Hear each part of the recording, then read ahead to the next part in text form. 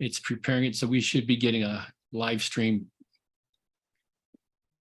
indicator.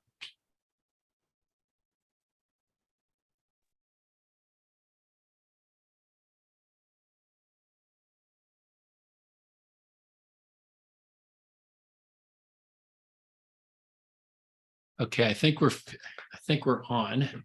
I'm trying to make sure. It's hard to.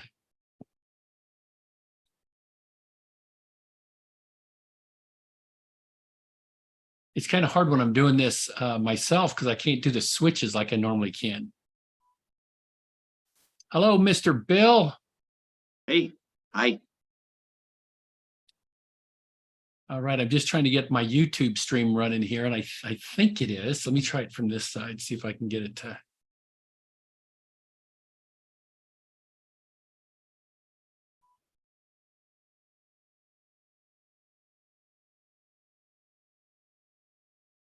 Well, I'm not sure. Let's see. Yep, it must be running. Okay. I'm not able to access it, but I'm getting an indicator that it came up. Hey, Bill, when you logged on, Bill, did you get that little flag that said that that you're being recorded, or? Yes. Okay, good. Then it's working. I'm not sure why I can't see it, but that means it's running.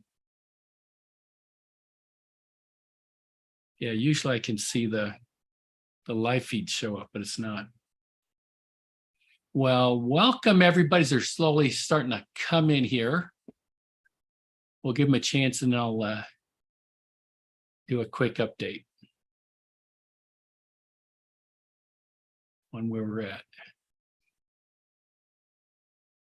Is there a way to get the outline? It didn't work when I clicked on it. What happened when you tried it? It said it was taking me to the wrong, or there was no place, whatever. Anyway, Yeah. It wouldn't take me to your website Okay. to get the notes. You know, I had the same problem. Anybody else have that problem? It seems like half and half. Half the people can get the download and half the people cannot. I'm not sure. What is the title? What's the title? Oh, I just show it's the month. It'll say if you hit the link for the downloads, it'll say September 2003 handout, and it's got the Matthew 28 verse at the top with lines. Multiply the DNA? Yeah, that's the one. I was clicking on the link from this morning that was posted this morning. Yeah, except some people, I had the problem when I was on this morning, I had half the people that weren't able to do it. So I'm not exactly sure. I haven't had a chance to troubleshoot it. But I did notice I had a really similar problem too. I can't even get to the website, so it's not even showing up. Right. So I will share that link directly here. See if I can just get the link for you. Oh, except you've got the link from the email. That's the same. So I just downloaded Multiply the DNA of Discipline.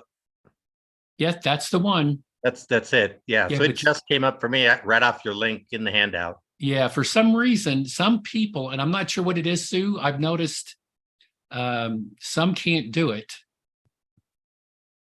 So I apologize for that. Let me trying to see if there's another link I can send. No, I don't have the other link. Sorry. All right. Well, and it's okay though, Sue, because this one's a kind of an easy one. You can take a piece of paper and it's a fill in the blank one is what this is anyway. Okay. Because I'm using an acronym today. So we'll see that one. All right. Well, welcome everybody. Let's go ahead and we'll get started on this. And let me give you a quick update where Rob is. Rob is halfway around the world right now. He's in Singapore. He's been out there from the beginning of the month with his wife, Karen, and they have been doing ministry. They were invited out there by the navigators in that part of the world to do some speaking. And so he's been out busy. And right now I was mentioning, I said, good grief, of all the things he's today, this weekend, he's going to be he's in Singapore. And if you're an F1 racing fan, that's where they're having this week's race. The Grand Prix is going to be in Singapore. So he's right there. He saw the cars yesterday because he's down near the track because it goes through the city over there. And Rob has no desire for F1 racing. So he's got no interest. And here I am, half on the outside. I said, Rob, we should have switched. I should have been there for this week. The chances. So that's where Rob is. He's with Navigators Out on the other side of the world. So he's doing well with Karen, and he sent me some photos. So it's been exciting to watch. So what I'll be doing today is doing a little bit of a talk as we talk about as we're getting back into this. We're going to talk a little bit about what it means to be a disciple maker, and so I'm going to be sharing a verse in the Bible in Matthew, but at the same time talk about what that really means. And the way I'll share that is through an idea of the DNA of a disciple maker. So that'll be the topic today, is what that's going to look like, is what might that be. So let me go ahead and share the screen, and let's get, so we can.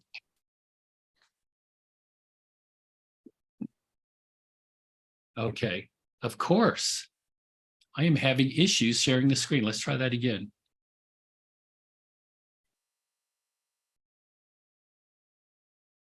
It's not letting me share. Let's try that one more time. Share.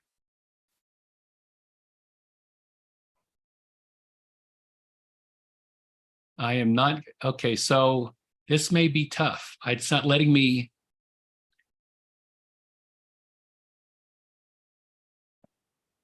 It's not letting me share that screen right. Let's try it a different way. Let's see what's going on.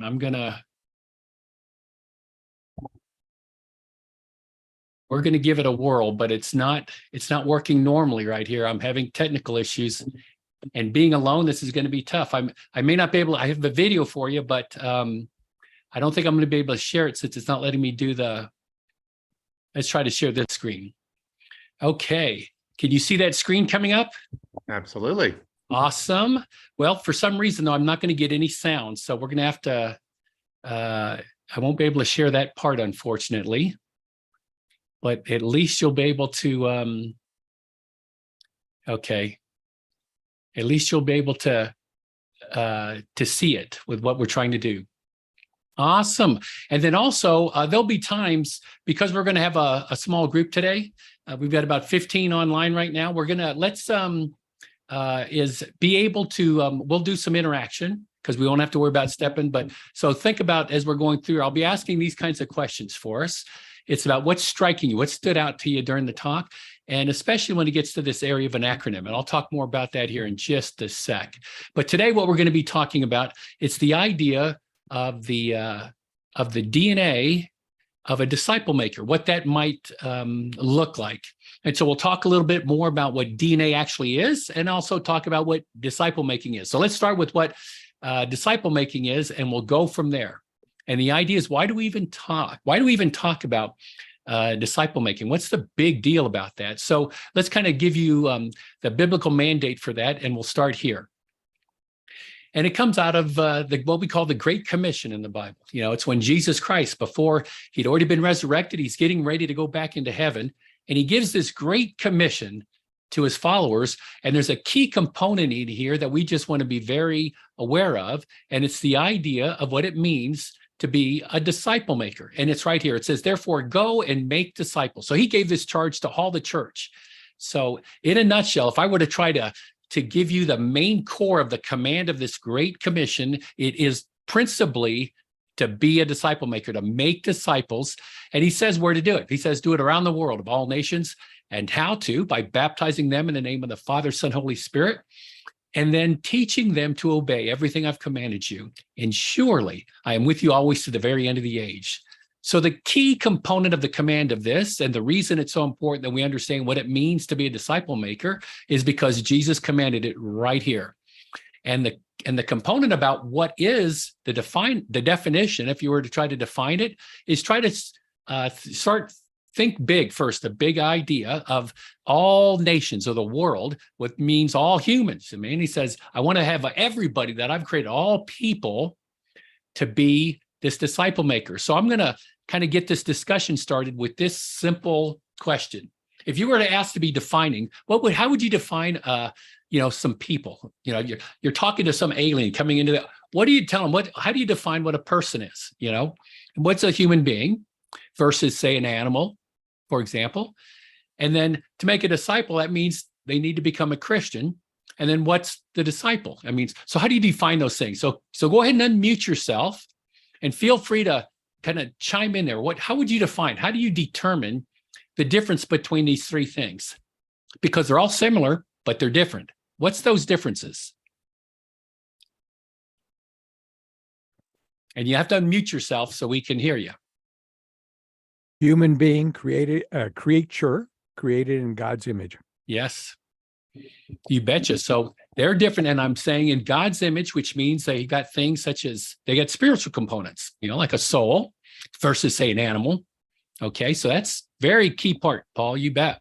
Anyone else?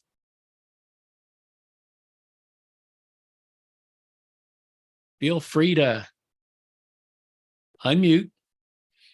How about a Christian? I suppose back to human being, you could add sinner as well. Yes. Thank you, Paul. Okay, so a Christian would be a human being with a step. Okay, now, for the sake of our discussion, I'll just make it easy. A Christian, if you were trying to define, it'd be someone that, of course, that has made that step to become born again. Okay, someone that's accepted and repented of their sin is now turning towards to follow Christ. Okay, so that's what a Christian would be. That'd be that idea of being born again. And then the third one as a disciple, because this is the piece that verse talks about. It says to make disciples. So what is this disciple? Well, we know it's a human being. We know it's a person, and we also know that it's someone that's going to be a Christian. But the disciple's different. What would be the difference between a disciple and, say, a born-again believer? Because back here in this verse, he says here, therefore go and make converts. No, he didn't say just make Christians. He said, don't make converts, make disciples. So a disciple, he defined for us right here in the verse. It's right here at the second part. A disciple is one who, first of all, becomes a Christian. He becomes born again. He turns, repents from his sin, realizes that he's going to submit to Christ. It's his only way to salvation. But that's his only demonstration of love from Christ, our Savior. And then he takes these steps. He gets baptized by water in the name of the Father, Son, Holy Spirit. That's the first part of this commandment after being to follow as a disciple. And then here's the component, a very important one, teaching them to obey everything. So there's a good definition of a disciple. It's one that's obedient to God's word, that he's changing. He's repenting from who he was, and he's turning to be transformed into who God wants him to be, who is, like Paul said earlier, into the image of God, which is perfection. Now, of course, we won't be perfect, but that doesn't stop us on that journey, because we know that's what a disciple is. It's one who's turned from his old ways to then be transformed into it. Okay, now I'm going to use that regularly because that's the key here of the Great Commission, because that is what our calling is to the entire church. Although it seems to be what? If I were to ask you about how your church has been and how churches have been in the United States, I would suggest that what we tend to be is those churches that are much more, they're evangelical, they're about people coming to Christ, which is always the step that's necessary. But God called us to be making disciples. So I just want to be understanding more about what that looks like. So here's a good example of what a Christian should be looking like. And maybe you can relate to this. I was going to show you a video of Chuck Swindoll, and I don't think you're going to be able to hear it. I'm going to play it, but I can't tell if it's going to share this video. So let's give it a try. But this is a situation in life where in the world where you may be tempted to react in a worldly way when you know that God's asked us to respond in a different way. So let me see if this video will play, and tell me, and if you don't mind, guys, give me a thumbs up if you can hear this. If you don't hear it, then I'll have to talk about the story. So here we go. It's a short video. It's only about a minute long. You might just need to turn your volume up so we can hear yours. I can try that. That's a good point. Let's see what happens. We'll see if hopefully it doesn't act. Let's see what it does. I'm going to move my microphone. Let's see if you can hear. Here we go. I am 83 years old. You hear? I was in the McDonald's drive-through this morning. The young lady behind me leaned on her horn and started mouthing some ugly things because I was taking too long to place my order. So when I got to the first window, I paid for her order along with my own. The cashier must have told her what I had done, because as we moved up, she leaned out her window and waved to me as she began mouthing, "Thank you, thank you," probably feeling embarrassed that I had repaid her rudeness with kindness. When I got to the second window, I showed the server both receipts, and I took her food too.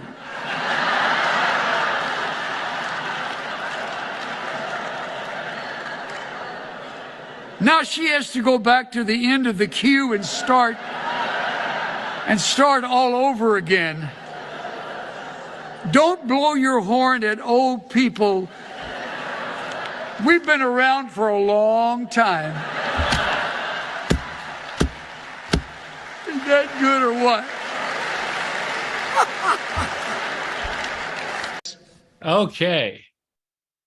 So that is kind of an interesting little story, isn't it? It's where you kind of expect one outing, and yet just sometimes in our worldly ways we don't. But it's humorous because the world expects the kind of action that we see, and sometimes God calls us to react to rudeness with kindness. In fact, we're to act opposite. And for one reason, not to point anything to us as disciples of Christ, but to point what we do. There's a great verse that's in the book of John that says that we're to love one another. Just as I have, this is Jesus talking, just as I have loved you, you must love one another so that they, the world, will know that you're my disciples. So God goes, and by the way, when he says you must love one another, you think it's only the believers? He goes, no. He says, you want to obviously love someone that loves you. Good grief, everybody does that, but you want to love your enemies as yourself. So that's the difference. And so it's a great challenge for us. So let's get in now to the idea of what a disciple maker is. And we'll start off with what this DNA of the disciple is. So this is the physical, the real world of what DNA really is. It's DNA is basically the deoxyribonucleic acid, shortened DNA. It's the molecule that carries all this information for the development and functioning of an organism. DNA is made of two linked strands that wind around each other and to resemble a twisted ladder. It's a very famous shape that we know as a double helix. And this is what that looks like. This is an example of what that actual double helix looks like. And you see those little strands that are then connected in between? Well, those connections physically are done through these little elements that come in, and there's always two of them that connect in and they bind those strands together. So it's really interesting that multiple things are needed, but what's unique about DNA is this, the better way to think of it in a very simple way, because it's very complex. It's just this. And I'm going to use this simple definition because it says that it's a simple molecule that contains the genetic information responsible for the development and function of the organism. And DNA molecules allow this information, which is all that genetic information about how we're made, and I underline this, to be passed from one generation to the next. See, DNA has a specific, that one molecule, and we all have it, and it's everywhere in our cells, but that one DNA molecule has every bit of information that's required to reproduce, to make another full human being that looks and acts. It's me. And without it, this is important as well. So let me go to the next slide. This is what comes out of it, that if we did not have DNA, cells, then you could not reproduce, which means extinction of the species, because all that genetic information is required to reproduce the ongoing one. So now what I want to do is, that's pretty fascinating to me, because that tells you how great our creator God is he did it all within one molecule. And of course, today we look at it very, if you're into CSI or any forensics, they realize that they can solve these cold case murders after decades because of trace elements of DNA after 30 years, and they can trace that back to that individual that was at that scene or was guilty of that crime, and they solve these. And to me, that's such a, everybody's, because of the forensic science, is able to determine that. Well, we as believers look at that and we go, boy, now there's an intelligent designer that created everything, and we can see, and this physical aspect that's required for reproduction of our species. I'm going to give you a spiritual truth here now, because the DNA of a disciple maker.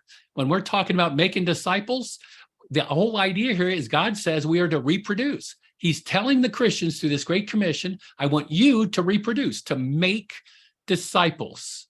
That's the key. Okay, that's what I'm going to say. I want you to have DNA to be a disciple maker. So here's another verse that helps spell it in a different way. This is in the book of 2 Timothy. It's verse 2:2. And this is Paul. This is his last letter that he wrote, and he wrote it to Timothy. And look what he says. The things, as he talks to Timothy, and Paul knows he's getting, his life's coming to an end here. So he's telling all these important truths to Timothy to pass on. And he says, hey, all these things, because you've been with me, that you've heard from me in the presence of many others. I've been doing this for a while.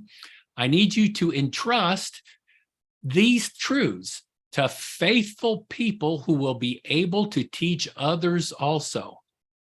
He's giving you spiritual DNA here. He's saying that Paul, the first guy, he's passed this down to Timothy. And Timothy, that's the second generation. Timothy, I need you then to entrust these to who? Faithful people. That's the third generation. And those third generation, those faithful people will be able then, so teach them up so that they'll be able to teach others also. That's the fourth generation. So Paul understood this idea of the Great Commission, and he wasn't even there at the time when he said it. When Jesus was telling him, he was still one of the persecutors of the Christians. But Paul gets it, and you see him passing on that same concept that we just read in the Great Commission right here in 2 Timothy 2:2. So now let's have some fun, and we're going to jump in and take a look at some of the things, some of the attributes of the DNA of a disciple maker. And we're going to use these acronyms. So if you've got your handout, or if you don't have the handout, you can write these down. FAITH. Now, why did we use faith for the DNA? Because back here in this verse, 2 Timothy 2:2, what does he tell them? Entrust these to what kind of people? Faithful people. So we're looking for the DNA of who to pass this on to. Now, God's desire is that all people get this, all nations. But he says, when you pass this on, not everybody's going to be ready. So look for this kind of DNA that you'll be passing on down. And so we use the acronym of faith because that's the kind of people that Paul had told Timothy to pass on to. So let's go ahead and jump to that. So FAITH are the kinds of people we're passing this down to. So using that acronym, let's kind of fill this in. This is where we're going to have some fun. Or what kind of attributes? And feel free, by the way, as we go through this, think of F, we're going to look at all these letters, is think of the things that are important as far as the characteristics or a mark of a disciple maker, what it would be like when Jesus told us to do it. What would that look like if I had to give him characteristics? So let's do with F to begin with and take it right here. So F, first of all, he should be faithful, just like it says in 2 Timothy 2:2, the guy that's reliable in what he's doing. A faithful person. So if you're going to be meeting with this person, so just the example was the best way to pass this on is, of course, I need to pass this on to another man or a woman with a woman. But the idea is, are they reliable? Are they meeting regularly? Are they doing? So that's the idea of a faithful. F also is follows. Is he a follower of Jesus Christ, or does he follow the world? You know, that idea, it's so easy to believe in the truths of the Bible. It's a whole different thing to live it out. And I'll show you an example there at the end of this talk about how that really means is to be a true follower and the results if you are or not. F, another one is fearless. God didn't call us to be fearful, not to be timid. He said to be fearless, not to be fearful. And so fearless in the sense of being bold with our faith and what that may look like. Fruitful.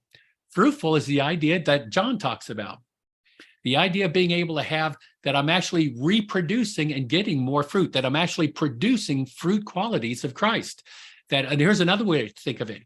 If I were to go to a vine, or if I go to my fruit tree at my mom's house, for example, this year, or let's do it in the winter when there's no leaves. You go to my mom's house who has several fruit trees in her backyard, and I never remember which tree is which. I go, Mom, what's this tree? And she goes, well, that's a peach tree. And I'm looking, I said, well, that doesn't look like a peach tree. Well, this one's the apple tree. That doesn't look like an apple tree. This is the cherry tree. That doesn't, and how come I can't tell? There's no fruit. You see, and God calls us the same way as believers to go, look, you're to have fruit. And just like Galatians talks about having the fruit of the Spirit, We're to produce a life-changing where people that see us can tell that we're Christians, not because we tell them we are. We do it because they can see the way we act. They can see that we're kind when the world would say, no, be rude. They can see that we're forgiving when the world says, don't forgive. They deserve that, et cetera, et cetera. So fruitful. Now, I'm sure that you can think of other F words that might also fit in here, but these are the ones that came to mind to me. And at the end of this, we're going to share. So if you have a word that starts in these letters, write that down and please share that with us as a group when we get to the end here. How about the next one? How about A? One is, are they available? Are they accountable? Are they accessible? Now those three A's are something that came up to me because the idea of what 2 Timothy talks about when Paul was mentoring Timothy, that required an opportunity to actually be meeting together. People have seasons of life, and sometimes they're just not able to meet because of a work project. My brother's a good example. Like, I'd love to be meeting with my brother right now, but it's a little bit harder because his job took him way out of country. And so he'll be a difficult one to do until he comes back. But that's just a season of time. So maybe right now, that faithful person to pour into, to mentor, to make a disciple of, he's just not available yet. That's not a no. That just means he's just not at that point in his life where he can do it. Same thing with accountability. Accountability is important because that's the area of change. See, God calls us not to be the great information learners. Our world says how great we are in our walk with Christ when we know a lot of the Bible. We know a lot of verses. Well, Jesus didn't say, therefore, go and make someone that knows the Bible. No, he said, make a disciple who's what? Taught to obey. That's where accountability comes in. It's the idea, do I have someone speaking truth into my life like Paul did to Timothy, like Barnabas did to Paul, to go, man, I need to be accountable to these godly truths so that I'm in the image of God. Okay, so that's accountable. And accessible, it's got its own meaning too. Is the idea of is because of stations of life, et cetera, are they actually accessible to be in a position of growing and being accountable? How about an I? What might an I word be? And here's one of my favorite ones. Number one is to imitate. Imitate. Now, why is that important? Because that's what I'm talking about today concerning the Great Commission. It's all about the idea of what 1 Corinthians 11:1 says. Paul says it this way in the New Living Translation. And you, talking to all of us, from the church of Corinth at that time, but to all believers, and you should imitate me just as I, Paul, imitates Christ. So it's about imitating. It's not about the knowledge of the Bible. It's not about the knowledge of the commands and agreeing with them. It's about the changing. It's the repenting and imitating, doing, where I'm obedient to what God's telling. So the same way that Paul was challenging to look like him, he says, yeah, but you're not really looking like me. You need to look like me because I am imitating Christ. So realistically speaking, disciple makers really are imitating Christ so that it'll be reflected down on the people they're pouring into. All right. That's my favorite one, by the way. An initiative are the people you're meeting with showing the initiative or intentionality, another I word, to being able to meet. When someone's not able to, they want to meet. I can find lots of men that want to meet with me one-on-one because they want to be in a Bible study. Well, they've got lots of places to get Bible study. They can go to church on the weekend and get biblical information. But when you want to meet with a disciple maker, do they have the initiative and the ideas to imitate and change? You see, the one issue with going to church, if we think that's disciple making, is that there's no accountability to change. There's no accountability to imitate. It's not that we're not getting the knowledge to know, we're getting the information to know what to do, but now we're not getting anything to show that we've actually repented and started doing it, because none of us, we want to think we can do it on our own, and God says, no, accountability is paramount in doing this imitation. And then lastly, it's the idea of influence. Influence is because the idea here is as I change, I need to then remember my next step, which is what? I need to reproduce. So as I'm pouring into this man or in this lady for the women, is what we need to do is when that person grows up, they're going to have a responsibility too, which is what? To influence the next generation, to pass it on, not to, even if they're disciples and they're changing, God says, now you need to influence the next one. So it's a great letter there. How about the T? Again, comes right out of that verse in Matthew 28 that we shared. When he says, teach them everything I've commanded you. So that's the T. Are you looking for someone that's teachable? Because that's our command, to teach them. Are they being teachable? Are they transforming by the teaching, not just learning by the teaching? That's the disciple. And then are they able to be teachers, to pass that on? So they'll be able to teach others. So T's got a lot of teaching, teachable, and be able to also be teaching it down. And of course, the transforming is to actually change. And then the H, the idea of a heart. Not a physical heart, of course, but that spiritual heart. That idea of, man, do I have a heart that God's after? You know, that I've got that heart for God. The way that's talked about in 1 Samuel 16, when Samuel was trying to find the next king that was going to be anointed to replace Saul, and he finds David, the teenager. Well, in the process of finding David in 1 Samuel 16, it's around verse 7, God tells him, Samuel, quit looking at the older sons. They look all, externally, they look great. They're more mature. They're in the army. He says, but no, I'm after the person's heart. And instead of you looking at the externals that look good, I'm looking at the heart of the guy. And he knew David's heart. And that's a spiritual heart, which we can't see. So that's something that has to do with the Holy Spirit influencing our heart to be that transforming, influencing, accountable, and fruitful person into the world. And then lastly, it's also helper, the idea of being a servant. God called us to serve others, just as he came to serve. So there's no master that's greater than a servant, and God called us to be that kind of a person as well. Okay, so I said a lot, Faith. So why don't you go ahead and share now, anybody? Why don't you come on and tell us and unmute yourself about what might be one of these letters that stood out to you, what kind of made it important to you to follow. What do you think?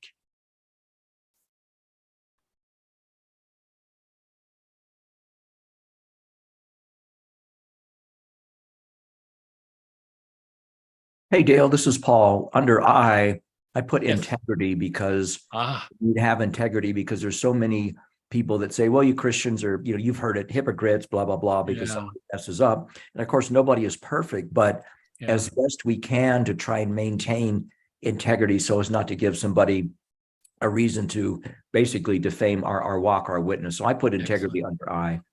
Hey, remember that, Paul. That's really good. I bet what you just shared, because I'm going to show a picture of what you just mentioned there. That's right.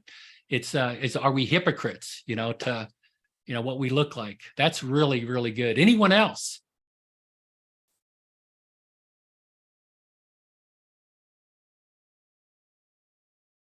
For the A, I would say attentive. I like that. And then for the I, inquisitive. Oh, really good. Awesome. Was that Paul? Yes, it is. Awesome, Paul. Great. And then for the H, humble or humility. Oh, very good. Boy, see, and we're talking about all these character issues they're direct illustrations of who Christ is, where we're imitating him to look like him, to be made in that image. Great. Good points. All right. Anyone last want to share something that kind of stood out to you, or even something that you've heard so far that kind of stood out? What do you think? Anything else?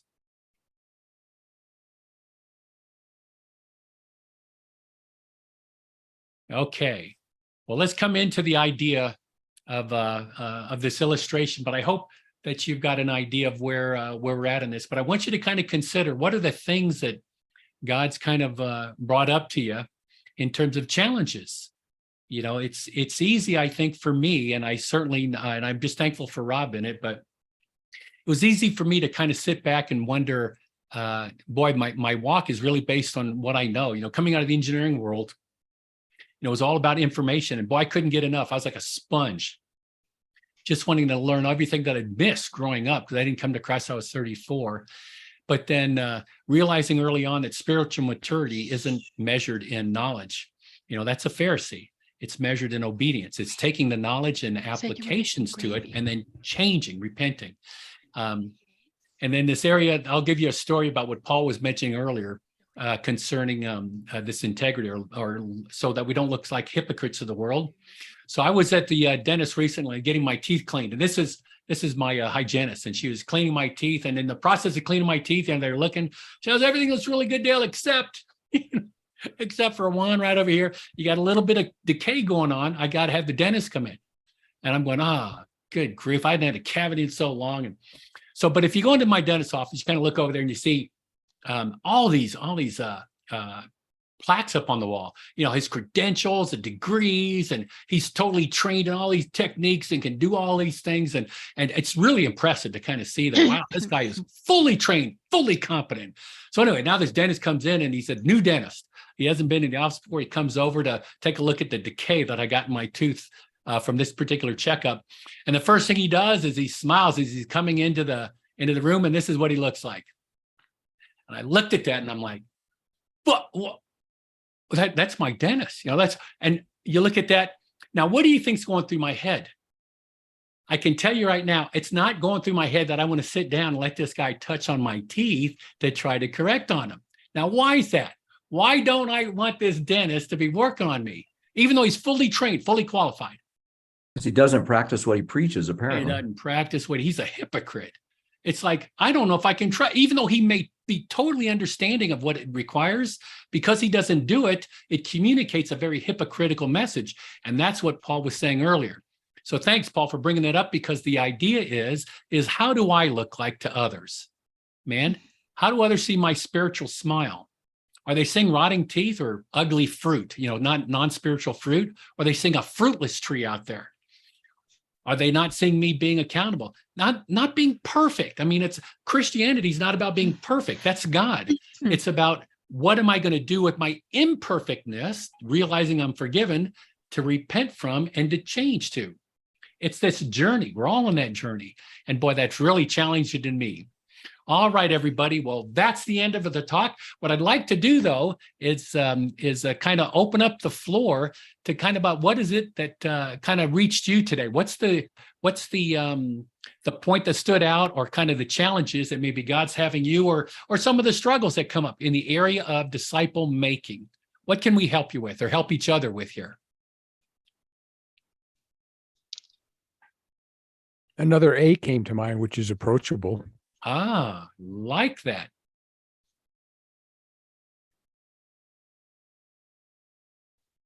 What do you think are some of the things that prevent us from wanting to be, or being able to be, a more effective disciple maker, to reproduce, having that DNA to reproduce that into a young, spiritually, less mature believer, to kind of start bearing the fruit that looks more like the original DNA? What do you think are some of the obstacles to that? What prevents us from being able to do that? What do you think?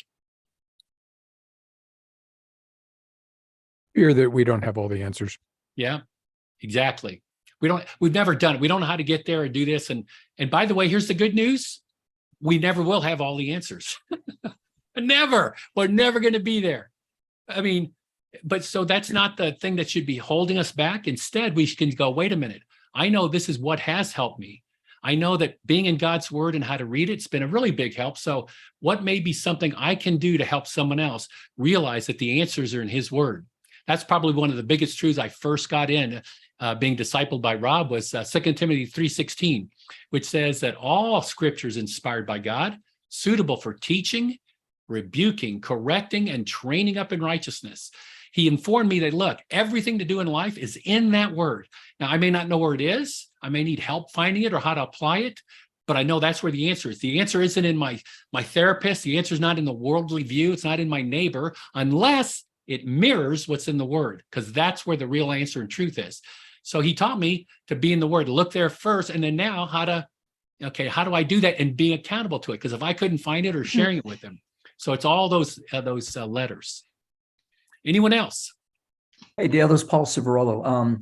That's interesting that you brought the subject up, because a couple of us are teaching a disciple makers course at Hoffmantown Church. Anybody can come, frankly. And we just had a session last night. And it just seems that from our perspective, and again, this may not be true of everyone, that a lot of churches are very good about evangelizing folks, getting them to understand their relationship with God and baptizing them. But sometimes the follow-up and the follow-through, the mentorship, if you will, is lacking. And so sometimes it's a question of a lack of confidence or fear. I don't know the word. I haven't been a mature Christian, but sometimes it's just, some idea of how to get started and some things. to help you on the way. So it's You bet. important that we need to be disciple makers as well. Yes, Paul, excellent points. And by the way, just to give you an ad that help you there, it's any time, because that by the way, that's common. I've been a pastor for almost 3 decades now, and I can tell you the common thread, absolute common thread in every church I've ever visited. It's what you just described. It's churches tend to focus on the people coming to Christ, but they tend to be really weak on the area of helping to grow them in their faith, to transform. And I get it.